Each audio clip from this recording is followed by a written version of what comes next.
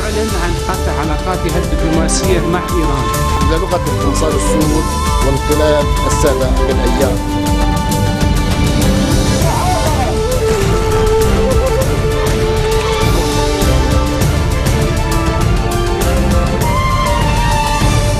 Bonjour à tous, merci de nous rejoindre sur Futur TV pour cette nouvelle édition de la rédaction. Tout de suite, les titres.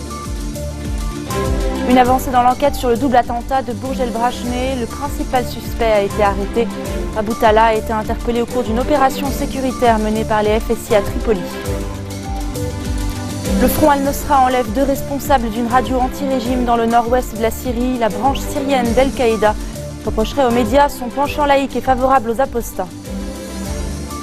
La Ligue arabe, quant à elle, dénonce les actes de provocation de Téhéran. L'Iran accuse Riyad d'affecter négativement les négociations en Syrie. Les tensions sont toujours fortes entre les deux puissances régionales. On débute ce journal par cette avancée dans l'enquête sur l'attentat de Bourg el Brachnet. Le principal suspect a été arrêté, annoncent les forces de sécurité intérieure sur Twitter. KHZ, ce sont les initiales de cet individu.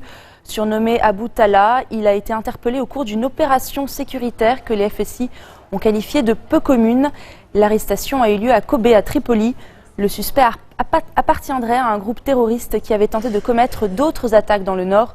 Le 12 novembre 2015, le double attentat perpétré dans la banlieue sud de Beyrouth avait fait plus de 40 morts.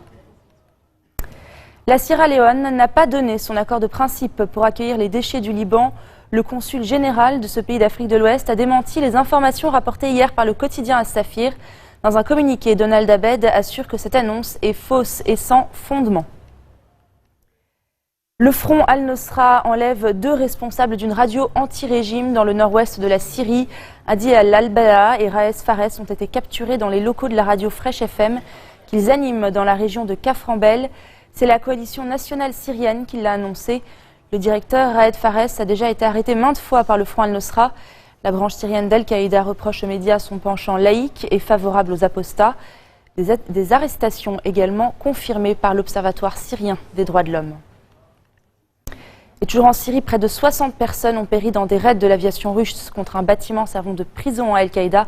Selon un dernier bilan, 21 civils, y compris un enfant et 2 femmes, figurent parmi les victimes. On compte également 23 combattants d'Al-Nosra, 6 rebelles et 7 détenus. Les tensions à présent entre l'Iran et l'Arabie Saoudite qui sont toujours fortes. Le chef de la diplomatie iranienne accuse Riyad d'utiliser cette crise pour, je cite, affecter négativement les négociations en Syrie. La Ligue arabe, quant à elle, dénonce les actes de provocation de Téhéran. Nabil Al-Arabi, le chef de l'organisation, s'est exprimé à l'ouverture au Caire d'une réunion extraordinaire des ministres des Affaires étrangères de la Ligue. Une rencontre réclamée par Riyad pour dénoncer, je cite, les ingérences de son voisin iranien dans les affaires arabes. Un centre de médecins sans frontières touché par un missile dans le nord du Yémen. Restez des nôtres, on se retrouve après la pause.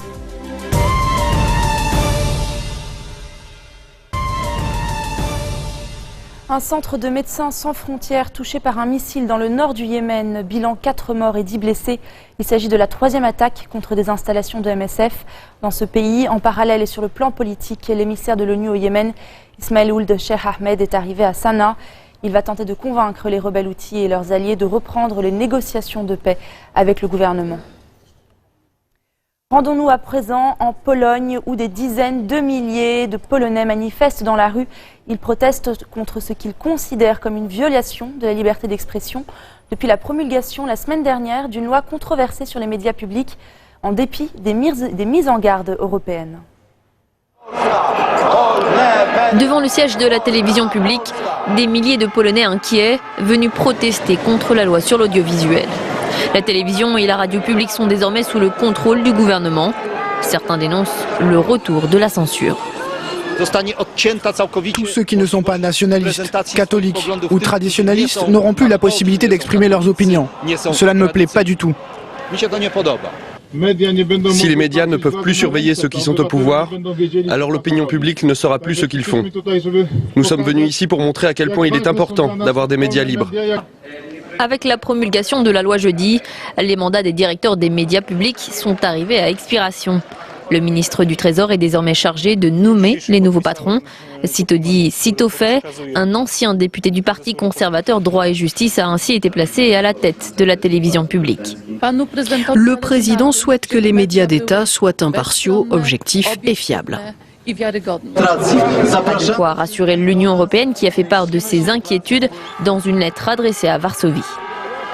J'espère que l'UE va continuer de faire pression sur la Pologne, qu'elle ne décevra pas les Polonais comme elle a déçu les Hongrois qui n'arrivent pas à se débarrasser de la quasi-dictature qu'ils vivent. Je compte sur l'Europe pour ne pas nous laisser tomber. La Commission européenne a annoncé la tenue d'un débat politique mercredi 13 janvier sur le respect de l'état de droit en Pologne. Proche des conservateurs polonais, le dirigeant hongrois Viktor Orbán a prévenu qu'il s'opposera à toute sanction de l'Union européenne contre Varsovie. En France, on rendait aujourd'hui hommage aux victimes des attentats de 2015. Une plaque commémorative a été dévoilée au pied d'un chêne du souvenir, place de la République à Paris, en présence de la maire de la ville, Anne Hidalgo, et du président François Hollande. De nombreuses familles des victimes étaient présentes et le chanteur Johnny Hallyday a interprété un dimanche 2 janvier, composé par Jeanne Chehal. Cette chanson salue notamment la marche du 11 janvier 2015. On écoute quelques réactions. C'est de se souvenir... Nos cœurs battaient de plus en plus vite. Ce dimanche de janvier, là, pour apaiser la peine,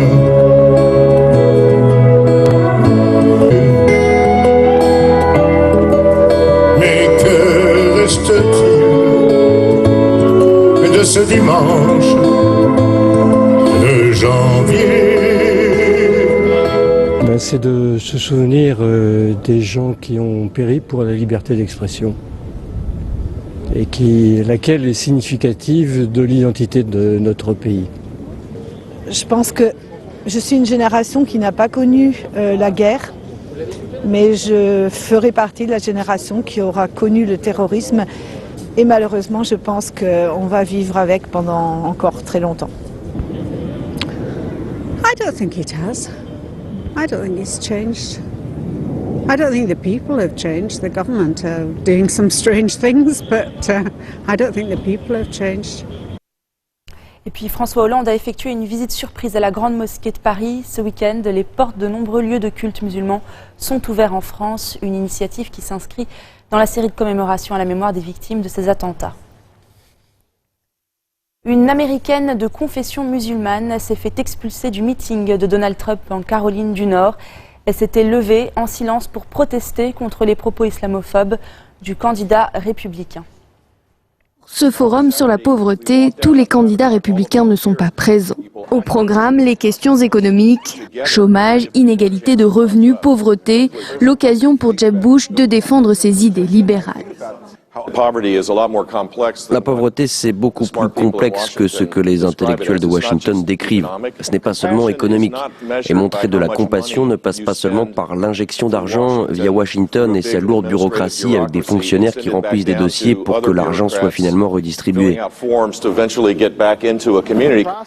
L'économie, un sujet jusqu'ici oublié de la campagne républicaine. Et pour cause, les débats ont surtout été dominés par les questions migratoires, la sécurité et le terrorisme, des thèmes de prédilection pour Donald Trump.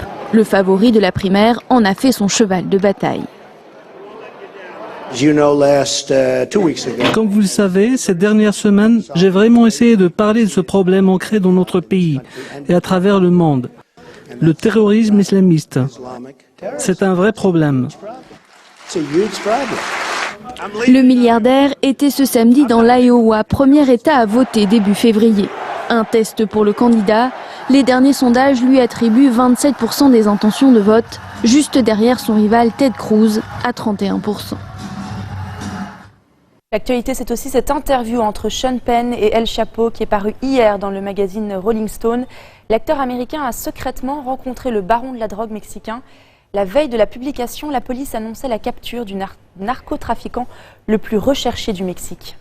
Quiero dejar en claro el contenido de esta entrevista es exclusivo para la señorita Kay del Castillo y el señor Sean Penn. Cette interview a été tournée par un proche de Joaquín Guzmán, alias El Chapo. Les questions posées sont celles envoyées par Sean Penn au baron de la drogue. Le caméraman les a choisies, paraphrasées, voire modifiées d'après l'acteur.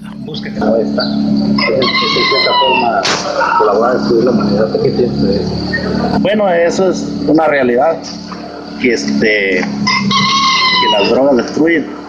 Desgraciadamente, como le comento, por donde yo me crié, pues no había otra manera ni hay de sobrevivir y pues no había otro camino como.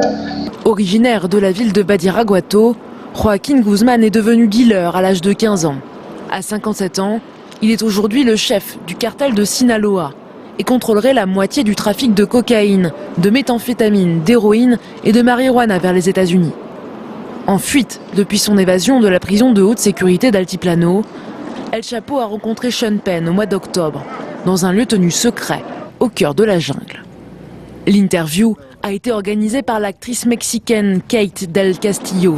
Dans une telenovela, elle avait joué le rôle d'une baronne de la drogue. Dans un article du magazine Rolling Stone, Sean Penn raconte ses 7 heures de rencontre avec El Chapo. Immédiatement après la parution de l'article samedi, les autorités mexicaines ont affirmé qu'elles étaient au courant de cette entrevue. Un coup de pouce qui aurait permis d'aboutir à l'arrestation du criminel le plus recherché du Mexique et des États-Unis vendredi. Et on reste en Amérique où ont eu lieu hier les funérailles de Lemmy Kilmister. Celles-ci ont été retransmises en direct de Hollywood. Le mythique leader de Motorhead est décédé d'un cancer à 70 ans le 28 décembre dernier. À côté de la photo du groupe Motorhead, les célèbres chapeaux et bottes noires de Lemmy Kilmister. La cérémonie d'adieu se tient dans l'intimité, avec famille et amis. Parmi eux, de grands noms du rock'n'roll, comme le guitariste des Guns N' Roses, venu lui rendre un hommage particulier. Je me souviens du moment où j'ai décidé, après des années difficiles, que j'allais arrêter de boire. La première fois que j'ai vu Lemmy sans avoir une bouteille de whisky sur moi, ce qui était une tradition pour nous, une manière de nous dire bonjour, cette fois-là, il était tellement déçu. C'est la seule chose que j'ai regrettée en devenant sobre. Après une vie d'excès, le chanteur et bassiste du groupe britannique est décédé chez lui le 28 décembre dernier, emporté par un cancer fulgurant. Figure emblématique du rock, il est considéré comme un des pionniers du heavy metal. Samedi au Rainbow, de nombreux fans sont venus lui dire au revoir. Dans ce bar où le musicien passait son temps lorsqu'il n'était pas en tournée, tout le monde a le cœur lourd. Quand j'ai appris sa mort, ça m'a fait vraiment mal. C'était comme un frère pour moi. Qu'est-ce que j'en pense? Ça craint. Il n'avait que 70 ans. Mais c'est une icône, une légende. Pour permettre à tous ses fans de lui dire adieu, les funérailles du fondateur de Motorhead ont été retransmises sur Internet. Plus de 250 000 personnes ont suivi la cérémonie en direct. Voilà, c'est la fin de cette édition. Tout de suite, le rappel des titres. Une avancée dans l'enquête sur le double attentat de Bourg El Brajneh. Le principal suspect a été arrêté. Abou Talha a été interpellé au cours d'une opération sécuritaire menée par les FSI à Tripoli. Le Front Al-Nosra enlève 2 responsables d'une radio anti-régime dans le nord-ouest de la Syrie. La branche syrienne d'Al-Qaïda reprocherait aux médias son penchant laïque et favorable aux apostats. La Ligue arabe, quant à elle, dénonce les actes de provocation de Téhéran. L'Iran accuse Riyad d'affecter négativement les négociations en Syrie. Tension toujours très forte entre les 2 puissances régionales. Merci de votre attention. Retrouvez-nous tous les jours à 16h40 heure de Beyrouth. Très bon week-end à toutes et à tous. تعلن عن قطع علاقاتها الدبلوماسية مع إيران. لغة القنصال السود وانقلاب السادة بالأيام.